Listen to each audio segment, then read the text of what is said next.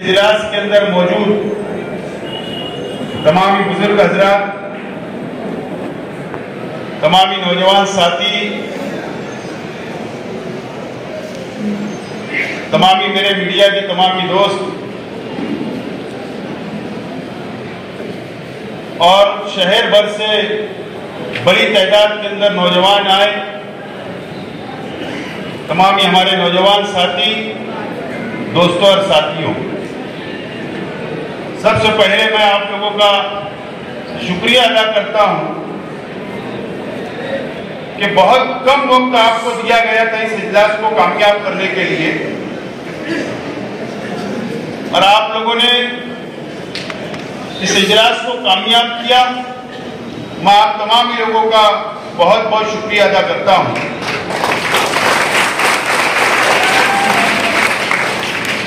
और जिन लोगों ने आज यहाँ पर पार्टी के अंदर शमूलियत दी, ऐसे तमाम ही हमारे साथियों का पार्टी के अंदर इस्तेकबाल करता हूं और उन तमाम ही साथियों से ये वादा करता हूं, ये यकीन दिलाता हूं कि आप लोग इत्मीनान रखें, जो वादा हम लोगों ने आपसे किया है और आप लोगों ने जो वादा हमसे किया है, इंशाअल्लाह उसको पूरा करने की हम पूरी कोशिश करेंगे। दोस्तों और साथियों, मिशन 2024 आपको मेरे पीछे नजर आ रहा है,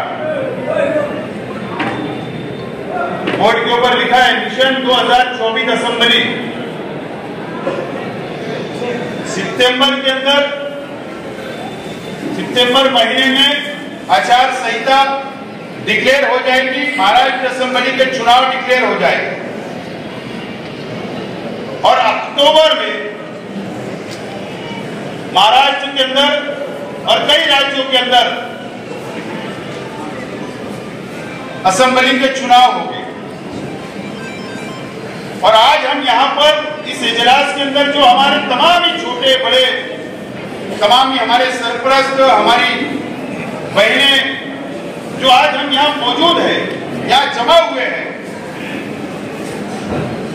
हम लोगों को असेंबली का जो मिशन हमारा अपना है उसका लाइमल तैयार करने के लिए, हमारा रूपरेखा तय करने के लिए, दिशा तय करने के लिए आज यहां पर हम सब लोग जमा हुए हैं। मुझे याद है कि 1996 में शेख रशीद साहब ने पहला आजाद इलेक्शन लड़ा, आजाद उम्मीदवार के तौर पर। अभी असगर अंसारी साहब ने बताया, उस वक्त तकरीबन 35,000 वोट शेख रशीद साहब ने आजाद उम्मीदवार की हैसियत से लिया था। लेकिन उस वक्त भी शेख रशीद साहब ने, आज मैं समझता हूं काफी बुजुर्ग यहां पर बैठे, जो उनके वो साथी आज मंच के ऊपर वो साथी बैठे जो 96 का भी इलेक्शन लड़े। हम तो बहुत छोटे थे उस वक्त, लेकिन उस वक्त भी शेख रशीद साहब ने इलेक्शन हारने के बाद भी, और उस वक्त निहाल अहमद साहब के सामने शेख रशीद साहब ने इलेक्शन लड़ा। निहाल अहमद साहब की टोपी बोलती थी महाराष्ट्र में,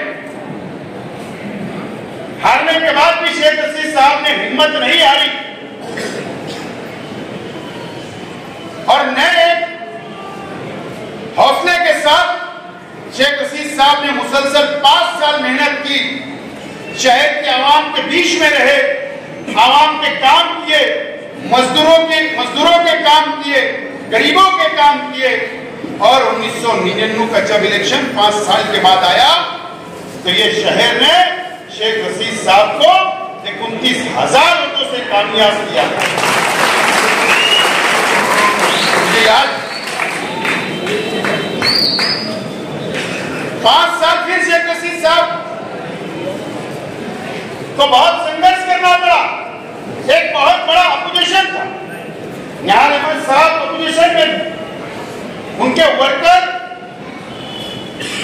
बहुत जाबाज थे उस वक्त, लेकिन शहर की आवाम ने दोबारा शेख रशीद साहब को मौका दिया 2000 2004 में दोबारा शेख रशीद साहब एमएलए बने। फिर 5 साल शेख रशीद साहब ने शहर की खिदमत की और उस वक्त भी शेख रशीद साहब का यही नारा था कि हम सिर्फ वो विकास के नाम पर, डेवलप के नाम पर, तामीर व तरक्की के नाम पर वोट मांगेंगे। और आखिरी दम तक शेख रशीद साहब ने तामीर व तरक्की के नाम पर वोट मांगा। 2009 के अंदर शेख रशीद साहब इलेक्शन हार गए, डिमोलिशन हो गया। नदी के उस पार और इस पार का हल्का बढ़ गया और एक मजहबी क्यादत शहर में तस्लीम किया। मजहबी शख्सियत को, एक मुफ्ती को, एक आलिम को शहर में एमएलए बनाया।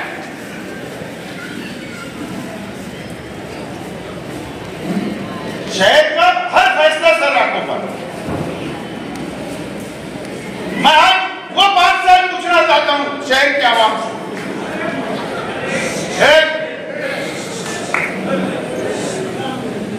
मैं शहर के आवाम से वो 5 साल पूछना चाहता हूं कि 2009 से 2014 तक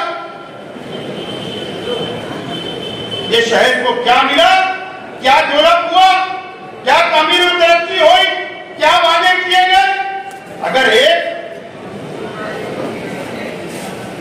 एक आम इंसान अगर नुमाइंदा होता, एक आम इंसान अगर एमएलए होता, अगर वो वादा करता तो हम मान सकते थे कि सियासी लोग वादे से मुकर जाते हैं।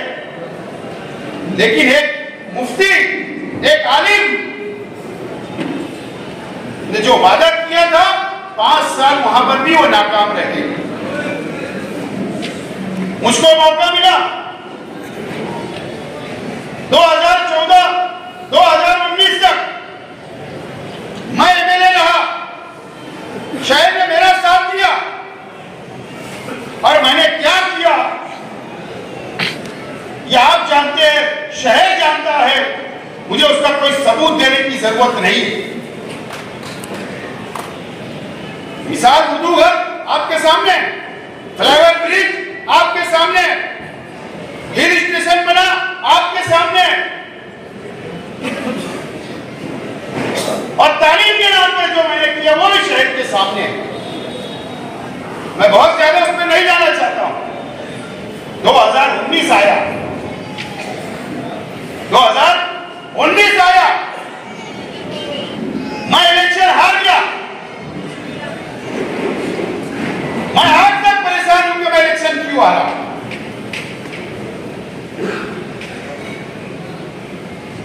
और मेरे अपने मुखालिफ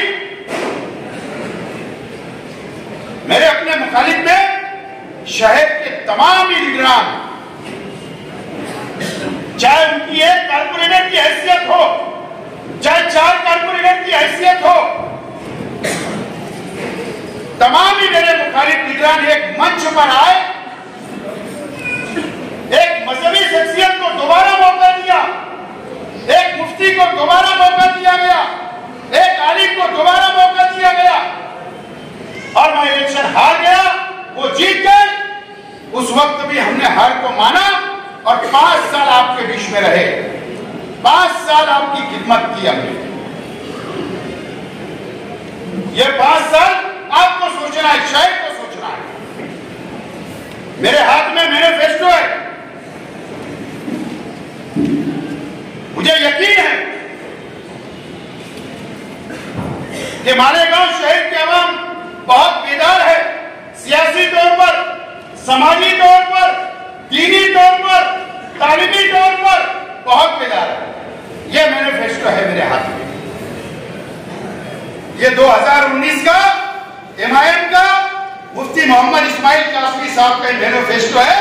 इसमें 81 वादे किए गए, 81 वादे।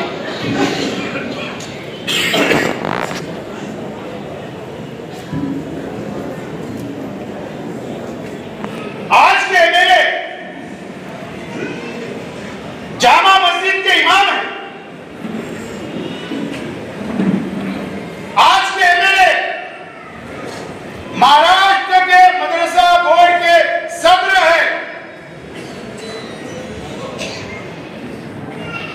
लश्कर वाली ईदगाह के इमाम है, दारुल उलूम देवबंद के रुकन है, जमीयतुल उलमा के सदर है, और ना जाने मुझे याद नहीं है कि कितने ओहदे मजहबी तौर पर उनके पास है। मैं माफी के साथ बोल रहा हूं,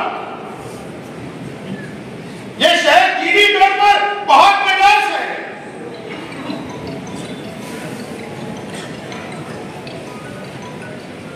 बहुत बेदार शहर है। आज मेरा सवाल है, जामा मस्जिद के ट्रस्टियान से मेरा सवाल है,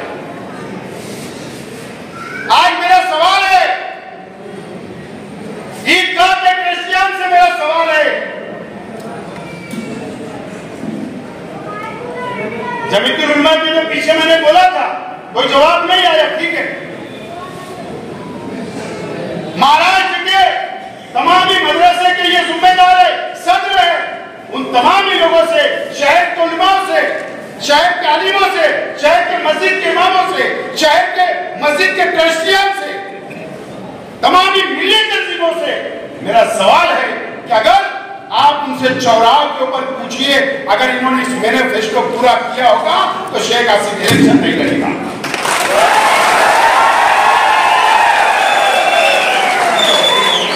नहीं लड़ूंगा इलेक्शन, क्योंकि मुफ्ती का वादा था, अगर मुफ्ती झूठ बोल सकता होगा तो वह मुझको बोल दे, और अगर यह बता दो कि एक मुफ्ती कभी झूठ नहीं बोल सकता तो वो मुझे बता दो और शहर को बता दो। इनके फतवे हम मानते हैं, उसी फतवे पे चलते हैं। अगर कोई आलिम, कोई मुफ्ती ने फतवा दे दिया तो हम उसको मानते हैं, उस पर चलते हैं। और ये जो झूठ बोला गया इस शहर से 5 साल जो धोखा दिया गया, इसका जवाब कौन देगा?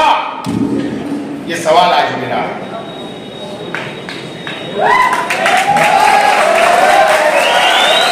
ये मेरा सवाल है, ये शहर का सवाल है, यहाँ की मां बहनों का सवाल है, ये नौजवानों का सवाल है, ये शहर के बाशऊर लोगों का सवाल है। इसका जवाब मांगता हूं। और मैं, अगर आपको इससे बड़ा और कोई चीज चाहिए कि एक आलिम, एक मुफ्ती, अगर आपको लगता है कि उस मिंबर से वो बयान कर सकते हैं, उस वहां पर नमाज पढ़ा सकते हैं और कुछ सबूत चाहिए तो शेख आसिफ देने तैयार है। मैं तमाम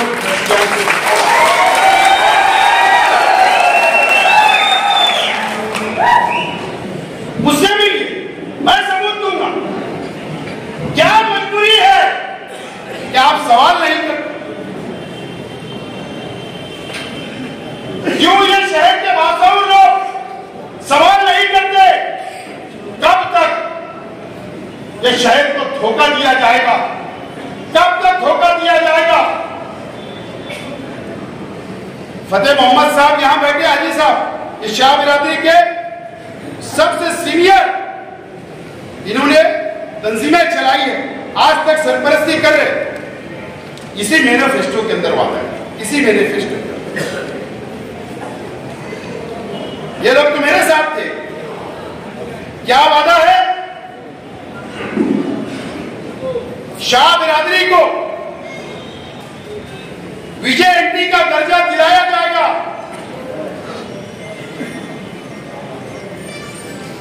ये वादा इस मैनिफेस्टो के अंदर किया गया है। ये मेरे पास उसकी कॉपी है। मेरा सवाल है, क्या शाह बिरादरी को विजय एंटी का सर्टिफिकेट मिला? क्या इन्होंने 5 साल में वादा पूरा किया? ये सबसे बड़ा झूठ है। ये 5 साल इन्होंने कुछ नहीं किया। मुफ्ती मोहम्मद इस्माइल कासमी साहब, इसके अंदर ये कुरैश बिरादरी के सूबेदारान भी है। इनसे क्या वादा किया गया कि इनकी हिफाजत की जाएगी, मॉब लिंचिंग को रोका जाएगा। इसी के मैनिफेस्टो के अंदर बताइए कितनी बाप लिंचिंग हुई, कितने कुरैशियों को मारा गया, कब आपके लिए नुमाइंदगी की गई? ये मेरा सवाल है। आप लोगों से भी, कुरैश बिरादरी से भी, शाह बिरादरी से भी मेरा अपना सवाल है। झूठ। मैं आज इसके अंदर एक वादा था, इसके अंदर निहाल अहमद मौलवी मोहम्मद उस्मान साहब का भी फोटो है, इसमें मुस्तकीम डिग्निटी साहब का भी फोटो है, इसमें बुलंद इकबाल साहब का भी फोटो है।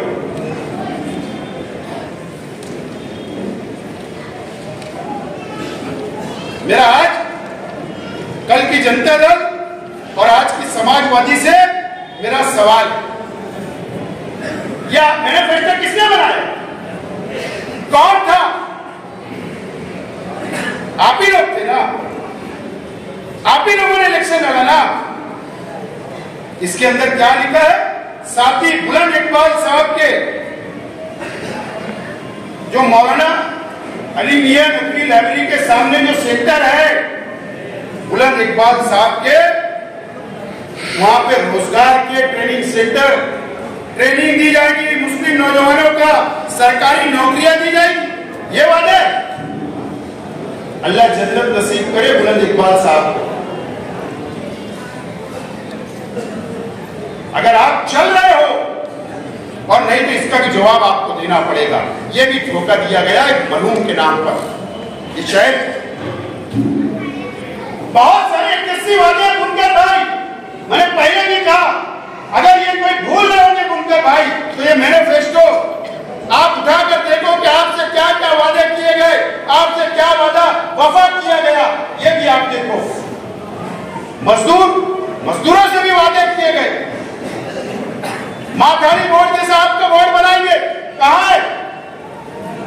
झोपड़पट्टी के अंदर 2 लाख विकास तामीर करेंगे, कहां है? मां बहनों को रोजगार देंगे, कहां है? ये तमाम ही पढ़ो, मैं बहुत लंबी तकरीर नहीं करूंगा, रात निकल जाएगी, इतना बड़ा मैनिफेस्टो। और एक मुफ्ती, एक आलिम ने वादा किया था एक शहर से। अब मुझे बताओ, मैं पूछना चाहता हूं लोगों से कि इमाम के 2 एमएलए आए, एक फारूक शाह साहब, वो उनके हल्के में क्या कर रहे हैं शहर, और वहां के लोग देख रहे हैं, मुझे कुछ नहीं बोलना। मुफ्ती मोहम्मद इस्माइल कासमी साहब, आप ये बताओ कि आपने 5 साल, आज भी, आज 12 तारीख है, जुमा का दिन है, आज महाराष्ट्र के अंदर एमएलसी, क्या बोल रहा हूं, एमएलसी के चुनाव हुए, 11 सीट के 12 उम्मीदवार थे। ईमानदारी से बोलना, जामा मस्जिद के मिंबर पे खड़े रह के बोलना, आपने किसको वोट दिया?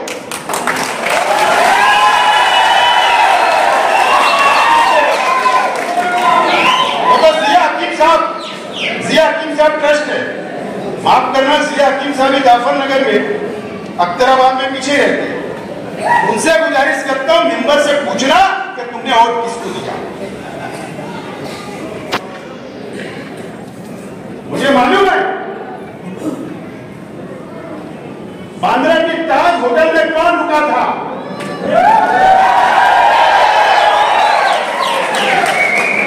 आज भी आपने सेकुलर पार्टी को वोट नहीं दिया, फीका परस्त पार्टी को वोट दिया, आज भी आपने। ये हमको समझता। इससे पहले जो चुनाव हुए राज्यसभा का, एमएलसी का, वो तो वीडियो बताया था तगड़ू आईवी में, उस वक्त भी आपने फिक्का प्लस पार्टी को वोट दिया था। तो मेंबर से बताना, आपने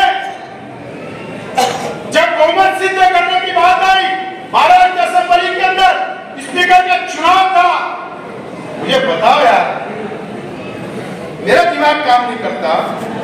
एक शख्स से इमाम से छूट गया था, कुलाबा की ताज रेसिडेंसी में जो होटल है, वहां पर वजीर आला से मिलने जाते हैं, और बाहर जब नासिक का एक कुलकर्णी नाम का पत्रकार है एबीपी माझा का, वो उसे सवाल करता है शायद नाम भूल रहा हूं लेकिन इधर की मासत है। उसने पूछा कि आप यहाँ क्यों आए थे? क्या बोले पता है? वजीर आला साहब से मैं मिलने आया था, मैं हज पे जा रहा हूं, उनको गलत फहमी ना हो। जैसा अवैसी वालों कहता क्या? मुझे बताना। अरे तेरी पार्टी भैया अलग, उसकी पार्टी अलग, वो वजीर आला, तुम मुखालिफ में, उनसे मिलने क्यों? गलत फहमी क्यों? उस वक्त भी हज के नाम पर तुम तटस्थ रहे और सरकार की मदद की बनाने के अंदर फिरका परस्त सरकार की। इसका जवाब कौन मांगेगा? ठीक है, हमें तो जाहिल बोलते हो। तुम्हारी नजर में तो 70% लोग जाहिल है। ठीक है, तुम मजहबी हो, तुम शरीयत में चलते हो, तुम सवाल कर लो। ईमानदाराना बोलना, कब तक मजहबी शख्स के अंदर, मजहबी शख्स के आड़ में धोखा खाएगा? क्या वजह? एक आदमी मुकम्मल नाकाम है, उसके बाद भी मैं अभी आज हमारे इजलास में बोल रहा हूं, ये बातें मैं तुमको इसलिए बोल रहा हूं, जाकर गली और मोहल्लों के अंदर, चौक चौराहों के ऊपर पूछ के इनके वर्करों से। मैं तो जब स्टेट लगेगा तो आज सिर्फ जिया हकीम साहब का नाम दिया, बहुत बड़ी फहरिस्तें बनाया हूं। वहां पर उनसे सवाल करूंगा, अगर आपका ज़मीर जिंदा है, अल्लाह का खौफ है और आप अगर मजहबी मुकामात पे ट्रस्ट हो, जिम्मेदार हो, तो आपको पूछना पड़ेगा, सवाल करना पड़ेगा। नहीं तो अगर कोई शख्स गुनाह कर रहा है और आप भी उसका साथ दे रहे हैं तो मेरा अल्लाह उसका फैसला करेगा। मैं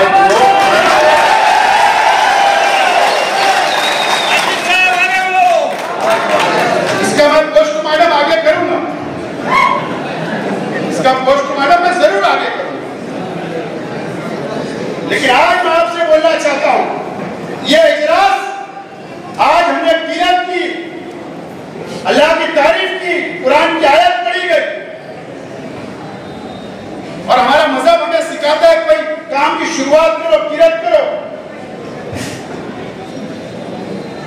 यह आज आगाज है, हमने इलेक्शन की असेंबली की शुरुआत कर दी, इसलिए आज आपको जमा किया गया। मैं तमाम ही वर्करों से कहना चाहूंगा, यहां से जाने के बाद आपको डट जाना, शहर में, मोहल्लों में, गलियों में, रिश्तेदारों में, दोस्तों में, मां बहनों में, और आज से डट के खड़े रहेंगे। 2024 का इलेक्शन हमको जीतना है, इसकी तैयारी 18 तारीख तक वोट बनाने का वक्त है। अपने घर में 18 साल की जो लोग हो गए उनकी और बढ़ाओ, 5-6 दिन बचाए, बेदार हो जाओ, लड़ने के लिए तैयार हो जाओ। और इलेक्शन अभी मुहर्रम के बाद ताहिरा शेख रशीद साहबा की क़यादत में अभी एक गाजिया माजुल्ला साहब भी आ गए, कई ऐसे मुकर्रिर यानी सदर साहब है, कई लोग हैं हमारे मुकर्रिर है। एक हम मजबूत टीम तैयार करें और मुहर्रम के बाद हमारी मां बहनों को भी इस मैनिफेस्टो और इनके काले कारनामे बताने की शुरुआत हम लोग करने जा रहे हैं, गली गली जनता। आप तमाम लोगों से कहा जिनको मीटिंग ले लेना है, लेडीज मीटिंग करना, 50 की हो, 100 की हो, 200 की हो, 500 की करो, 50 की हो तो बुलाइए, हम सब आएंगे और हम मीटिंगें लेंगे और जैन साजी करने का काम आज हम लोगों को शुरू करना पड़ेगा। मैं आज आप लोगों को ऐलान कर रहा हूं कि आज से हमको छूट जाना है, कोई आगे पीछे पलट के देखना नहीं है। शेख रशीद साहब ने हमको बहुत कुछ सिखा के गए, बहुत अल्लाह का करम है, इतना खजाना मालूमात का दिए है, इतनी टेक्निक दिए है, इतने हिकमत अमली करने के तरीके बता के गए। हर उनकी हिकमत अमली को जो उन्होंने सिखा के गए, हमको लेकर आगे बढ़ना है और इंशाअल्लाह हम लोग जीतेंगे।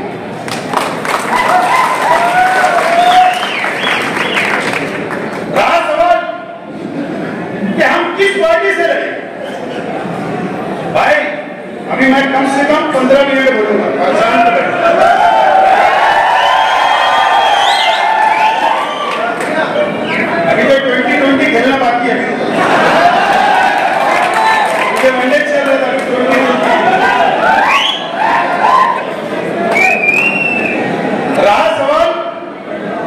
किस पार्टी से असेंबली का इलेक्शन लड़ेंगे? एक तरफ एनडीए, दूसरी तरफ इंडिया यानी यहां पर महाविकास आघाड़ी जिसको महाराष्ट्र में हम शरद पवार साहब की राष्ट्रवादी कांग्रेस पार्टी का झंडा लेके पार्लियामेंट का इलेक्शन लड़ा। जाहिर सी बात है कई लोगों के जहन में सवाल है, कई लोगों के जहन में सवाल है कि हम किस पार्टी से इलेक्शन लड़ेंगे। जाहिर सी बात है यहां पर सेटिंग सीट 2019 में मैं खुद कांग्रेस का उम्मीदवार था, कांग्रेस के टिकट पे लड़े, लेकिन हमारी पार्टी हमने तब्दील कर दी। अब सेटिंग सीट है तो कांग्रेस भी मांगेगी कि सीट हमको ही चाहिए, राष्ट्रवादी भी मांगेगी हमको ही चाहिए, समाजवादी भी महाविकास आघाड़ी में है, वो भी बोलेंगे हमको ही दो क्योंकि अखिलेश भैया आ रहे, क्यों आ रहे अखिलेश भैया, सीट मांगे, वो भी मांगेंगे। अब शिवसेना उद्धव ठाकरे भी है, ठीक है वो तो नहीं मांगेंगे, लेकिन 3 पार्टियां मांगेंगी।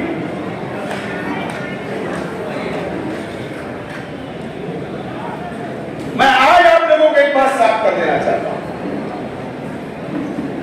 कि महाविकास आघाड़ी हो, हमको सीट छूटे या ना छूटे, हम हर हाल में असेंबली इलेक्शन लड़ेंगे।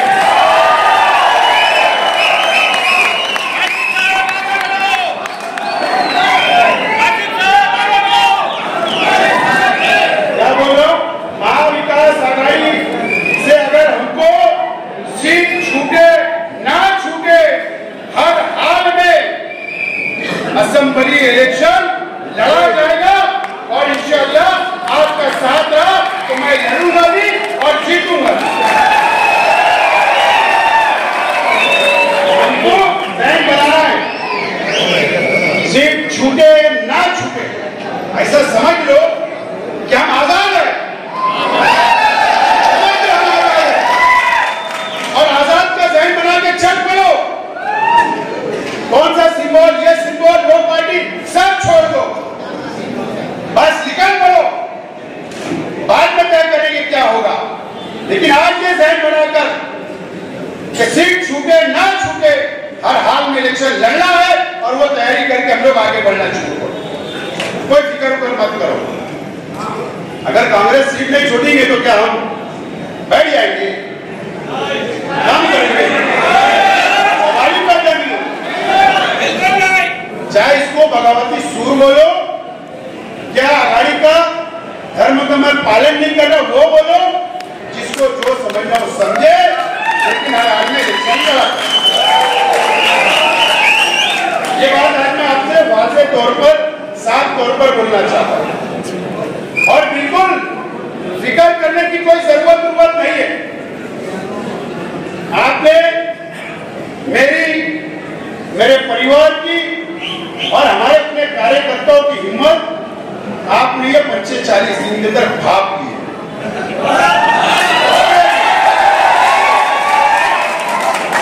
ये 45 दिन में खास तौर से भाप की है।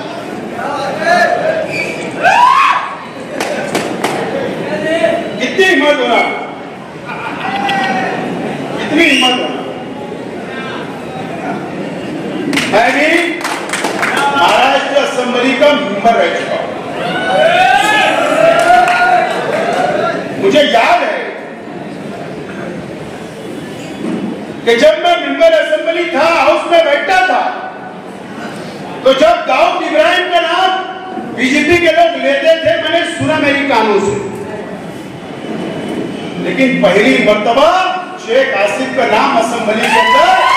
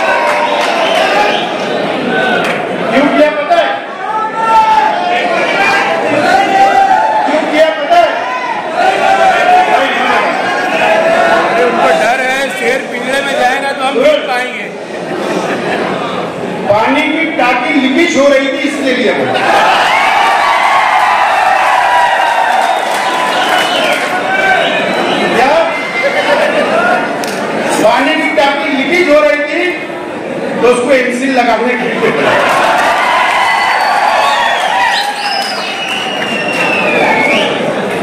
मुझे चेहरे में खौफ नहीं लेके मुफ्ती साहब, खौफ नहीं निकला। मैं इसके लिए नहीं बोल रहा हूं, तुमको अपनी जमीन खिसकते नजर आ रही है असेंबली की, तुमको अपनी जमीन खिसकते नजर आ रही है।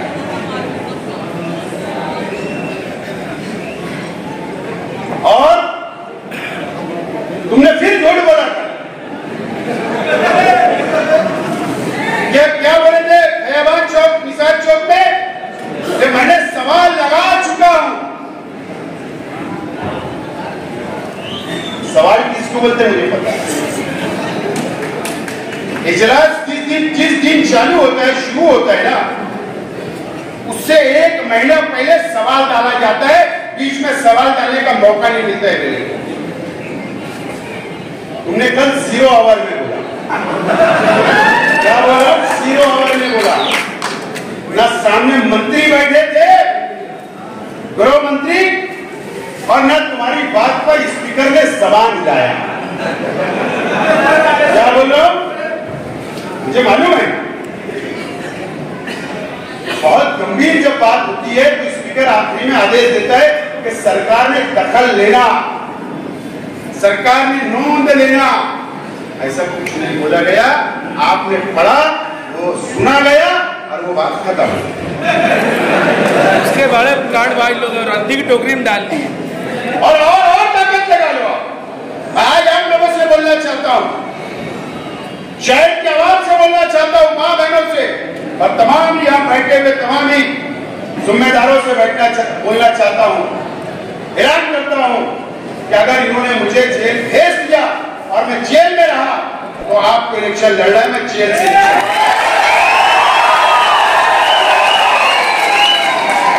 अगर इन्होंने जेल भेज दिया तो भागूंगा नहीं, जेल जाऊंगा, वहां से नॉमिनेशन करूंगा और आपको इलेक्शन लड़ना है, शहर को इलेक्शन लड़ना है और जेल में से बैठकर आपको मुझे जिताना है और मुझे उम्मीद है कि आप मुझे जिताएंगे। सोच रहे हो कि इनको जेल में डाल दो तो ये डर जाएंगे, बेवकूफ इंसान है।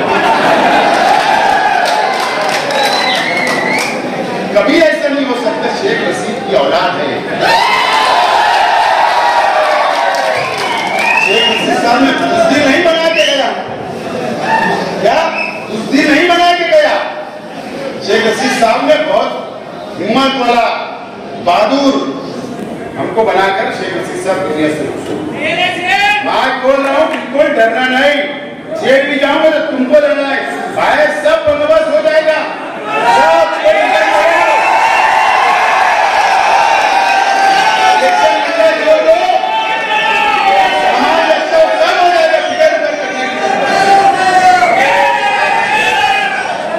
फिकर करने की जरूरत नहीं, बस लड़ना। बस सुना कि आज जलसा है शहर में कहीं, मुफ्ती साहब अब मुझे बताओ, ये शहर की लाखों और इस महाराष्ट्र की लाखों आवाम ने अपनी आंखों से देखा और पुलिस के रिकॉर्ड पर है, कोर्ट के रिकॉर्ड पर है कि क्रॉस फायरिंग हुई, वीडियो है। सरकार बेवकूफ है क्या? क्या आप पुलिस को बेवकूफ समझते हो क्या? क्या मैं असेंबली के अंदर बोल दूंगा, एक बाजू बोल दूंगा, दूसरी बाजू पता नहीं रहता? वहां बैठे हुए लोगों को पुलिस डिपार्टमेंट रिपोर्ट करता है, सब वहां पर ऑनलाइन जाता है। अगर आपको बोलना था ना, ईमानदारी अगर आप में होती, अगर आप बेईमान नहीं होते तो आप दोनों बात बोलते कि दोनों का इंक्वायरी होना चाहिए। आपने वैसा नहीं बोला, आपने वन साइड बोला। ठीक है, आपको मुबारक। ऐसे आपकी डिमांड करने की कोई हमको जरूरत नहीं है, ना तुम्हारी कोई हमको मदद की जरूरत है। तुमसे पहले मैंने लेटर बहुत काले कर दिया हूं, दिल्ली से लिए गया था क्या? स्पोर्ट्स मिनिस्टर से मिलने को एक बहाना था, 2 दिन ऐसी मुकाम करा गया। तुम अलग बात है कि आप दिल्ली के महाराष्ट्र सदन में नहीं रुकते, आपके लिए जंग रुक जाता। कौन रूम बुक करते हैं मुझे नहीं बताइए। कौन आपको दिल्ली से फोन आता तो 1 लाख अर्जेंट डालो रात को 2 बजे, मुझे नहीं मालूम है क्या। तो वही दिल्ली के अंदर मैं नहीं था, लेकिन मैं भी सदन में रुका।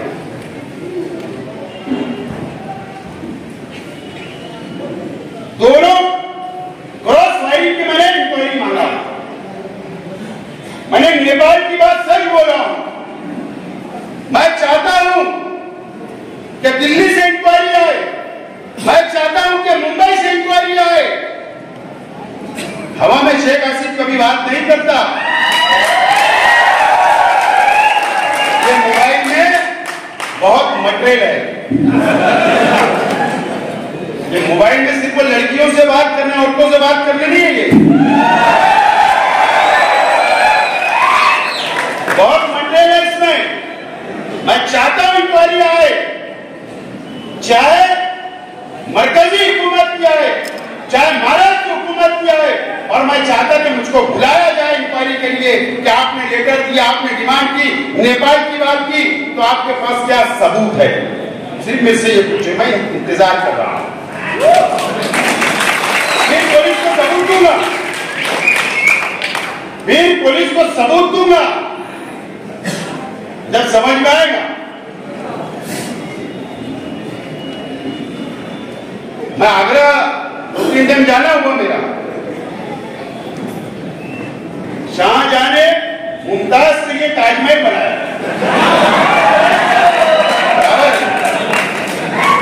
शाहजहां ने मुमताज के याद में खूबसूरत ताजमहल बनाया।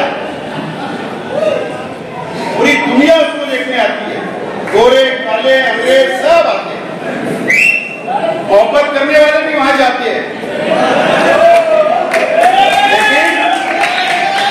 लेकिन जो लोग 3-3 औरतें करते हैं, शाह बानो जरा रिकॉर्डिंग अच्छी करो। शाह बानो तीसरी औरत करने के बाद भी शहर को पता नहीं है, कुछ लोग तीसरी भी कर ले रहे, शहर को पता नहीं, और ना जाने किसको किसको पता नहीं है, लेकिन शेख हसीना को पता है।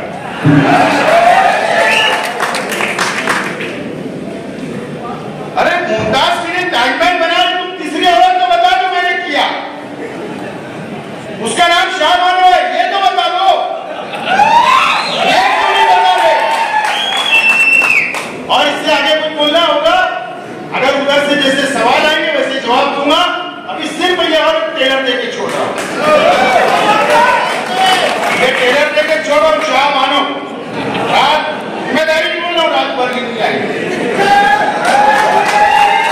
जिम्मेदारी से।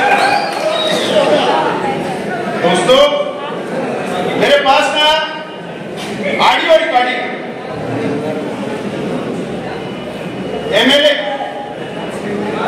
की नहीं है, एमएलए के ताल्लुक से 2 मेरी प्यारी प्यारी बहनें बात कर रही है आपस में। लेकिन मैं नहीं सोच रहा हूं, बताने नहीं सोच रहा हूं, जाने दो।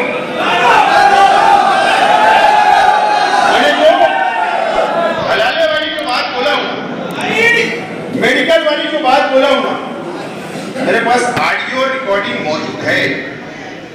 लेकिन मैं फिर रुक रहा हूं और फिर मैं इन लोगों को बोल रहा हूं कि इतने नीचे दर्जे की सियासत छोड़ दो, इससे नीचे दर्जे की सियासत छोड़ दो। शहर में शहर की बदनामी मत करो। अगर तुम मेरे परिवार पे, मेरे कार्यकर्ताओं पे अगर झूठे इल्जाम लगाना बंद नहीं करे,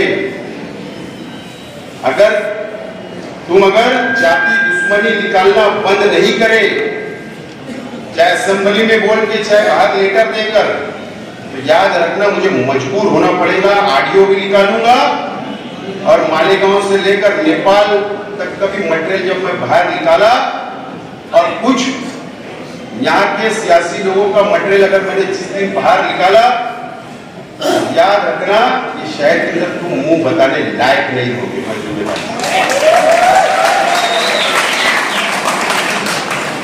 मुंह बताने लायक नहीं रहोगे तो इलेक्शन क्या लड़ोगे? सब मेरे पास पकड़ेंगे, लेकिन मैं इस शहर का यहाँ पैदा हुआ, इस शहर से प्यार करता, ये मस्जिद और मीनारे शहर को बदनाम नहीं होने देना चाहता, इसके लिए मैं रुक रहा हूं। और मैं क्रॉस फायरिंग के भी बहुत सबूत है। कौन सा तड़ीपार आदमी मनमाड़ से यहां था उस दिन, उसके फोटो भी है, उसका नाम है, सब है मेरे। लेकिन मैं ये मानता हूं कि कौन फैसला करेगी? पुलिस इंक्वायरी करेगी, पुलिस को जो सच होगा वो करे। आप क्या समझते हो मेरी इंक्वायरी नहीं होगी? आप क्या समझते हो? इन्होंने तो कल बोला, मेरी तो 1 हफ्ते से इंक्वायरी चल रही है। रोजाना मैं 3 दिन गया हूं पुलिस स्टेशन, मेरा जवाब हुआ है, जवाब मैंने नोट करवाया हूं। खालिद हाजी ने भी अपना जवाब नोट करवाया, अकील चाचा ने भी उनका जवाब नोट करवाया। क्या हमारी इंक्वायरी नहीं चल रही? चल रही। लेकिन पुलिस को अगर लगता है कि हम मुजरिम हैं तो कार्रवाई करें, लेकिन सबूत बताएं, सबूत बताएं, सबूत। अगर ये हजरत सोच रहे हो मैंने असेंबली में बोला तो पुलिस पकड़ लेगी, ऐसा होगा नहीं। जब से दाऊद इब्राहिम भागा है तो पार्लियामेंट की संसद में बोला गया अभी तक तो नहीं इसको पकड़ा गया। तो ऐसा बोलने से होता है, सबूत लगते हैं। तो मैं आज नहीं रुक रहा हूं, लेकिन आप लोगों से अपील करता हूं दोस्तों, मटेरियल मेरे पास बहुत है। और आपको मैं एक बात बोलता हूं यार, कितना आदमी ने ईमानदार होना मुझे बताओ। मैं नाम लेकर बोलता हूं हुसैन सेठ कंपाउंड के हमारे तमामी भाइयों को 12 नवंबर हुआ, शहर में देखा मैं, ठीक है मैं उनकी जातियात भी ऐसा नहीं बोल रहा हूं, याद दिला रहा हूं। इनके ऊपर केस दाखिल हुआ, इनके घर के 2-3 लोगों के ऊपर केस दाखिल हुआ, ये फरार थे। मैं जिम्मेदारी से बोल रहा हूं और मैं तुमसे जाकर पूछना कि सरकार तक छगन भुजबल साहब मंत्री थे, मैं वहां गया लेकर, मंत्रालय लेकर गया, पुलिस स्टेशन लेकर गया, कोर्ट में लेकर गया, वकील के पास से गया और उनकी जमानत करवाई, मदद की, मदद सब मदद करने के बाद ठीक है आपको जा रहना है, आपको हक है, मैं इसके लिए नहीं बोल रहा हूं, लेकिन तुमने भी एक मर्यादा में रहना चाहिए। तो दिन तो सबके आते हैं, दिन तो सबके परखते हैं, धूप और छाव होती है, लेकिन ये तरीका इस शहर के अंदर बराबर नहीं है। अगर अपने आप को बहुत मजहबी तंजीमों के सूबेदार बोलते हो तो कम से कम अपनी खुद की इस्लाह करो। शहर वो नहीं है ध्यान रखता, खुद की इस्लाह करो। लेकिन मुझे इस टाइम मैं शेख रशीद साहब के ताल्लुक से आखिरी बात बताऊंगा। मुझे बताओ, इस मंच के ऊपर हर समाज, हर बिरादरी, हर मसलब के लोग बैठे थे, यहाँ पर भी बैठे थे। शेख रशीद साहब ने हर जात, हर धर्म, हर बिरादरी, हर मसलब, हर गरीब अमीर सबको साथ लेकर चला और उन्होंने अपनी जिंदगी में सबके काम आए और सबका साथ दिया, सबकी मदद की, सबके मसाइल हल किए। कभी भेदभाव नहीं शेख रशीद साहब ने किया। अगर किसी का भी शेख रशीद साहब ने काम किया होगा एक बार बराबर भी, तो आज आप लोगों से मैं अपील करता हूं क्या हमारे साथ खड़े हो जाओ। शेख रशीद साहब की तरह मैं भी काम करूंगा, मेरा परिवार भी आपके साथ खड़ा रहेगा, मैं भी आपको लेकर चलूंगा, मैं भी कोई भेदभाव नहीं करता और मैं इंशाल्लाह करूंगा, सबको साथ देकर चलूंगा। मैं मजहबी तंजीमों से, शहर के तमाम ही लोगों से बोलना चाहूंगा कि इसका सबूत, इसका जवाब देना चाहिए। एक आलिम ने झूठ बोला है, शहर को धोखा दिया है, करप्शन किया है, बेईमानी की है, उलमाओं के साथ क्या, हाफिजों के साथ क्या, मजदूरों के साथ क्या, शहर के गरीबों के साथ क्या, अमीरों के साथ क्या, बहुत बड़ा धोखा ये। या तो इसके ऊपर फतवा दे दो, अगर फतवा आ जाएगा कि नहीं वो झूठ बोल सकते तो मैं उम्मीदवारी से मांगा दूंगा। देखो ये चलता रहेगा और ये कब तक चलेगा, कब तक, कहीं तो इसको रुकना चाहिए। बस यही गुजारिश है कि आज हमारा ये जो मेड़ावा है, ये इजलास है, ये हमारे जाबाज कार्यकर्ताओं का, आप बहुत जाबाज हो, आप एक एक लोग 100-100 वोट के मालक हो, आप हजारों वोट के मालक हो।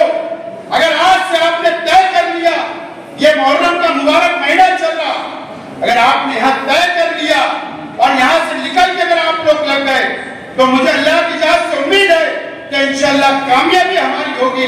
और मैं आपसे अपील करता हूँ कि आज से लग जाओ और वक्त पे पार्टी का प्रोग्राम दूंगा और मुहर्रम के बाद इंशाल्लाह आपको प्रोग्राम के तहत आपसे मुलाकात का सिलसिला, मीटिंग का सिलसिला, कामकाज का सिलसिला, लेडीज मीटिंग का सिलसिला चलता रहेगा। बहुत बहुत शुक्रिया, बहुत बहुत शुक्रिया। अल्लाह हाफिज।